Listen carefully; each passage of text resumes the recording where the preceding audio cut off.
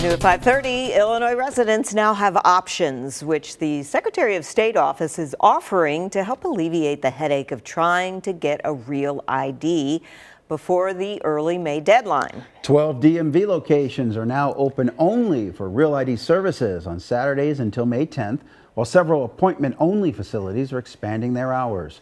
WGN's Courtney Spinelli is at a Chicago North location with more. This Chicago North DMV location is one of 6 appointment-only locations now offering Real ID services on Saturdays through early May to help meet the demand. They were already open here on Saturdays until noon, but they've extended 5 hours to help with this surge. I'm hoping it's quick because I'm off today and I need to spend the rest relaxing. As thousands of Illinoisans rush to get a Real ID ahead of the May 7th deadline. Hi, can I see your appointment today? That was pretty good. We didn't. It didn't take a long time. At this location Saturday, you were hard pressed to find complaining customers or employees. It's not bad. It's just more of a waiting game. But that's it. Yeah, they're the best.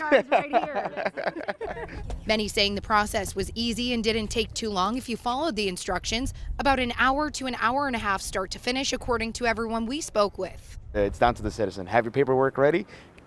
You know, the ball rolls quite quickly. Secretary of State Alexi Giannoulias announcing the temporary change in hours ending May 10th. You got to show these documents to go in. Though facilities like this one are appointment only at the dozen others that added Saturday hours, Giannoulias says people should plan for potential delays. Customers will likely encounter lines and wait times. Giannoulias says Illinoisans can find out whether they need a Real ID before the May 7th deadline by checking the new portal on the Secretary of State's website. He encourages people not to waste their time in line before checking. The fact is that not everyone needs a real ID, and in some cases might not ever need one. But everyone we spoke with wanted one to ease the worry that comes with carrying extra documents while traveling if it's not needed. I don't want to take my passport just in case I might lose my passport.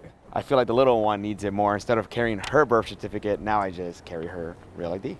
You won't need a Real ID to fly if you have a valid U.S. passport, global entry card, or military ID. Even if you don't have those, if you're not flying on a commercial airline on May 7th or in early summer, you don't need one just yet. I was really glad we were able to get it done. Secretary of State's office reminds everyone to go to their website to check out the Real ID document checklist before heading out to any of the locations, and to see where those locations are that are taking appointment only and walk-in. You can check out our website, WGNTV.com. For now on the Northwest Side, Courtney Spinelli, WGN News.